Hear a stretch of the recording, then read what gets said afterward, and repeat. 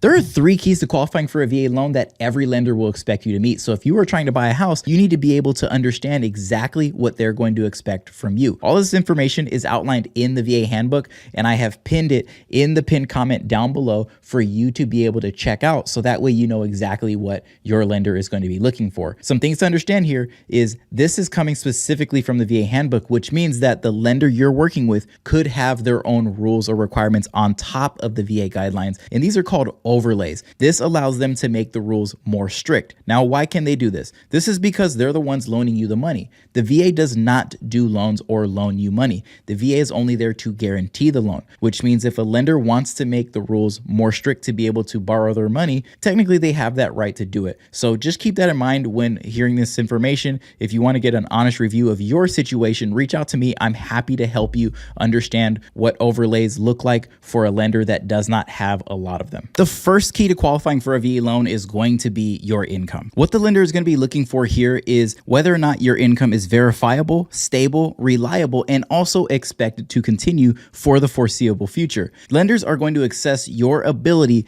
to meet the mortgage payment, your overall debts that you already have, and also your family's living expenses. How they're going to verify your income is by looking at standard documentation. This would be for things like your pay stubs over the last 2 months, your W-2s over the last 2 years, and also getting a verification of employment from the HR department of the employer that you have. Now let's talk about some key income types within your income that is going to be acceptable. This would be salaried income, which is really going to be most straightforward because it's generally accepted as stable income. If you have additional income on top of that, that's completely different. Now, when it comes to commission, bonus, and overtime income, this is going to require a consistent 2-year history. If there is a declining trend in any of those forms of income, they could actually not use that income altogether because there's a higher risk that the income could continue to decline. Now, if you are self-employed, what they're going to do is actually look at your last 2 years of tax returns and financial statements, things like K1s, year-to-date profit and loss, or even if you are giving yourself a salary, if you are the owner of that company,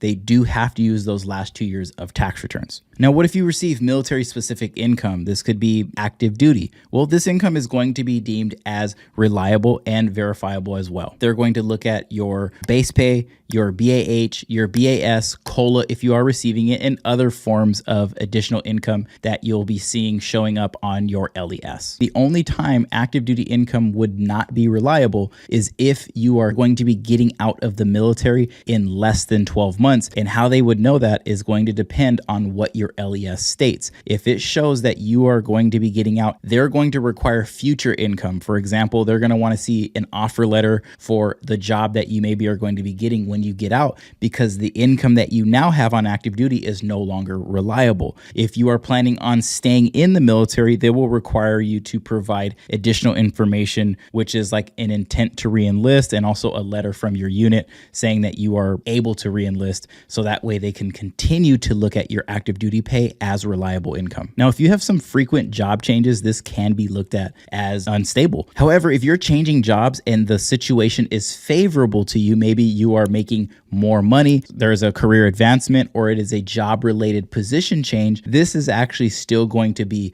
reliable because you're essentially moving around in the same career field. Now, there are some special situations where your income could be used and deemed as reliable. And these would be situations where you are at a specific employer or having employment for less than 12 months. In this situation, they're going to require that you have basically strong proof that you have received some form of training. Maybe you have gone to trade school, you even were in college, and the prior training, schooling, or whatever it is that you maybe did prior to that employment has basically led you up to getting the job that you now have. The prior training can count also as employment history, even though you maybe weren't making money while you were going to school. Now, if you're receiving part-time pay or working a second job, in order for any of this income to count, they are going to require that you have been working part-time or having a second job for at least the last 2 years. And the reason for that is because part-time pay and even second job pay a lot of times is constantly fluctuating because you could be working working more hours one week versus less hours another week, or maybe working a seasonal period. So they're essentially going to go back and use that 2-year average, kind of like what they did with commission, overtime, and bonus income. If you are receiving any form of seasonal income or temporary income, that income will not count. Voc Rehab is another example of one thing that won't count as income. If you're receiving BAH for like your GI Bill while you go to school, that does not count as qualifying income. But one other form of income I did not mention is going to be if you're receiving VA compensation for VA disability, or even if you are receiving retirement pay or a pension. All those forms of income are deemed as reliable and verifiable because they're essentially going to continue forever. Our second key to qualifying for a VA loan is going to be debts and obligations. Simply put, lenders are going to review credit reports, pay stubs, and other sources to verify any undisclosed obligations that you may have. This could be for things like child support, alimony, separate maintenance, allotments that you have coming out on your LES. All of those things are going to be verified to determine whether or not you have debts that haven't or been disclosed by yourself. Now, if you are in a community property state, which there are 9 of them, and I'll throw up on the screen for you guys right here to check out, in these situations, community property states does require to incorporate a spouse's credit liabilities. When it comes to significant debts and obligations, this is going to be anything showing up on your credit report where the term of the debt has 10 months or more, or the debt has a larger payment. If it has more than 10 months, they have to count whatever that monthly payment is for that particular liability. If it has less than 10 months, they don't count it if the payment is under a certain amount. Typically, if the payment is under $300 a month and you have less than 10 months, they'll more than likely be able to omit that liability. But if it is under 10 months and the payment is greater than $300, let's say maybe it's a $500, $600, or $700 car payment and you only have 3 or 4 months left, well, they're going to have to count that payment against you. Now, some ways to get around that is simply, if you have the cash, just paying off the auto loan altogether, whatever the remaining balance is. That would completely allow you to eliminate that monthly obligation. Now, some other specific debts to keep in mind that they are going to look at is any co-signed debt. So if you have a debt that you co-signed on that someone else is paying for, this could actually count against you. What they'll basically be looking for is if that other individual has been making those payments that you co-signed on and they have been making them on time, they could remove that obligation from counting against you. But if they have been late at any point within the last 12 months, they're going to start counting that monthly obligation because you still have the equal expectation to fulfill that debt, even though you maybe were just helping someone else qualify, which I guess is a good disclaimer to say, be careful who you help co-sign for, right? Now, if you have student loans, if they are in a deferment plan and the deferment is greater than 12 months, then they do not count whatever minimum payment would potentially be there in that situation, but it must be deferred for more than 12 months. If it is showing that you could end up having that deferment end in less than 12 months, then they are going to be required to count a payment against you with your other monthly liabilities. Now, how this will all work with regards to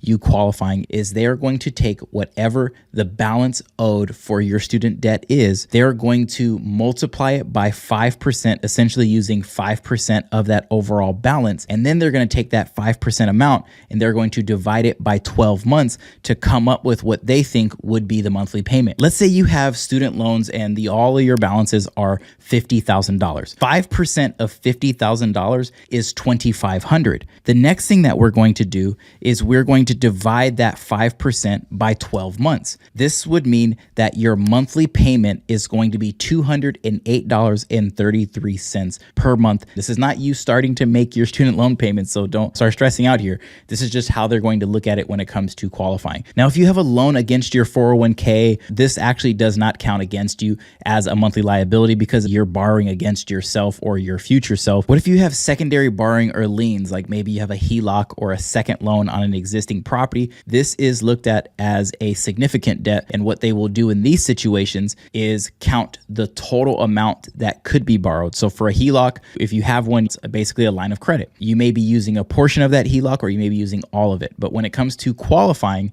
they're going to act like you are using all of it and then factor in whatever that payment would be for the larger balance to determine what that would look like against your other monthly liabilities. Now, when it comes to federal debts, This is going to be things like unpaid taxes, delinquent student loans. I've even seen child support show up in these situations. Those do count, which means you do have to factor that in. And in many situations, you could even potentially have to catch it up and make it current before they will actually even approve that loan because of that federal delinquency. So really, as I just explained to you, it's going to be best to disclose all obligations up front to your loan officer so that way they can help try to see if they can work with your situation. Our third key to qualifying for a VA loan is going to be credit history. The credit history is going to depend on what shows up on the tri-merge credit report. The lender is going to be doing a deep dive into specifically the last 24 months of your payment history. What they're going to be looking for is public records for things like bankruptcies, judgments,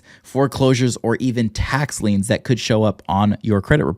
Typically, when it comes to your credit report on a VA loan, this is going to be good for about 120 days. And if you are building or doing a new construction property, that credit report will be good for 180 days. Now, when it comes to analyzing your credit history, VA loans emphasize overall repayment patterns, not just a specific event. VA loans technically do not have a minimum credit score, but what they are going to look at is your ability and willingness to pay back the debt that you are looking at taking out. And how they will do this is by looking at your rent that you are currently paying or mortgages over the last 24 months to look and see if you have been making on-time payments during that period. Now, there are other factors as well, but this is a major factor because this is what you're currently paying for your housing expense. Now, when it comes to medical debts and charge-offs, these actually do not count against your ability to qualify, and you actually don't even have to give an explanation as to why the medical debt existed in the first place. If you have a non-medical collection account,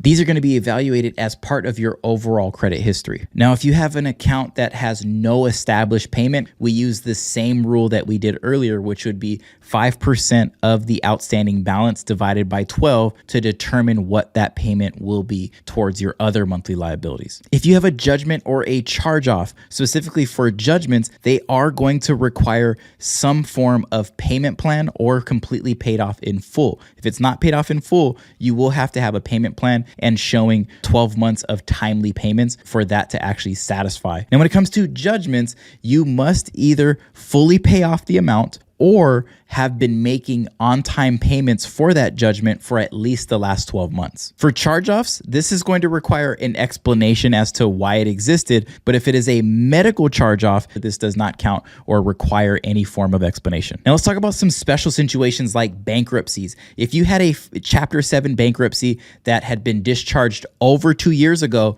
then you can basically disregard that bankruptcy altogether. It no longer is going to be a negative factor. But if it was within 1 to 2 years, then this is going to require some exceptional circumstances for the lender to even be able to allow it. Personally, I have never seen a lender work with a Chapter 7 bankruptcy that was discharged within a 2-year period. Honestly, every one of them that I've heard of will require that discharge to be at least 2 years old or greater. Now, when it comes to Chapter 13, the lender is going to require that you have been making at least 12 months of on-time payments from the discharge date to allow you to be able to purchase while you're still paying back that bankruptcy. If you had a foreclosure, deed in lieu, or a short sale take place, then what they're going to look at is how long ago it did. For example, if it took place over 2 years ago, then this can also be completely disregarded, kind of like the Chapter 7 bankruptcy. But if it was within a 1 to 2 year period, it is going to pretty much require a similar exceptional circumstance. For example, they're going to want to know what caused it and why you're trying to buy so soon. Typically, you're going to need a really good explanation, like it was a medical reason as to why you had the foreclosure, short sale, or deed in lieu take place, or it could have even been a unemployment period that happened that you were unprepared for and it caused you to go into hard times. But I will also preface, while that is the VA guideline on this particular topic, that's another one where I haven't seen a lender work within a 2-year period. Now, this is not to try to